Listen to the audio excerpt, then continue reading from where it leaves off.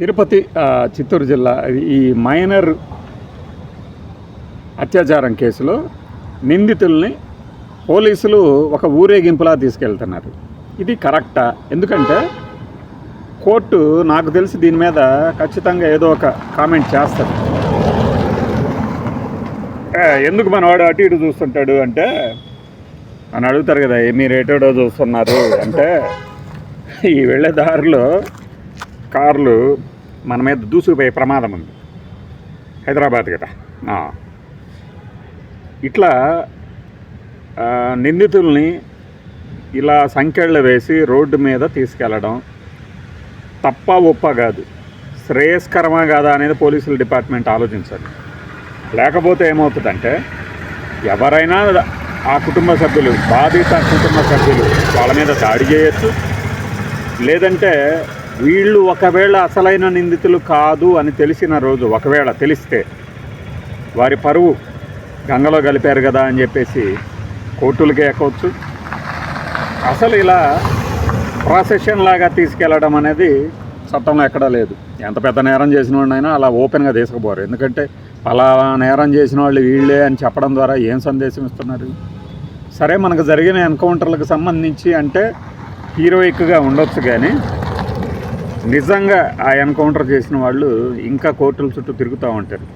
వాళ్ళ ఏమంటారు, వాళ్ళకి రావాల్సిన బెనిఫిట్స్ ఎంక్వైరీ కనుకుంటే ఆపే ప్రమాదం ఉంటుంది.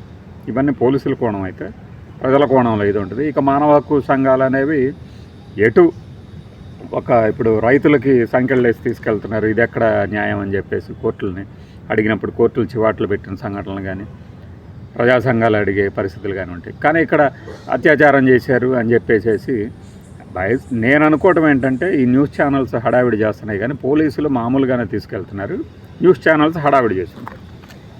లేదంటేనేమో అదొక పద్ధతి. చూసారా, మేము వెంటనే పట్టుకున్నాం, నిందితుల్ని రోడ్డు మీద నడిపించాము అని ఒక స్టేట్మెంట్ ఇవ్వడానికి ఒక బ్యాక్గ్రౌండ్ ప్రిపేర్ చేసుకున్న ప్లాన్ కూడా అయి ఉండొచ్చు.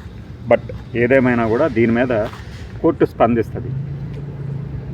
వీళ్ళు మరీ ఇల్లిటరేట్స్ అయి ఉండే, వీళ్ళ తరపున ఎవడు మాట్లాడేవాడు లేనప్పుడు మాత్రం అది అలా వెళ్ళిపోతుంది. బట్ అందరికీ తెలిసేలాగా ఇలా ప్రాసెషన్ లాగా తీసుకెళ్ళడము, వాళ్ళు ప్రాసెషన్ కాకపోయినా కూడా చూపించిన విధానం, టీవీ ఛానల్స్లో చూపించిన విధానం చూసినప్పుడు ఇది కావాలనే చేశారేమో అని ఒక అనుమానం కలుగుతుంది.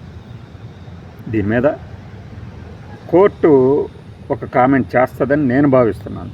అంతేగాని కోర్టు కామెంట్ చెయ్యాలని నేను అంచనా వేయట్లేదు, కోరుకోవడం లేదు. అట్లానే ఇది తప్ప ఒప్ప కూడా నేను డిసైడ్ చేయట్లేదు. బట్ లీగల్ పరంగా ఇవి సరైన పద్ధతి కాదు అని మాత్రం నాకు తెలుసు. బై.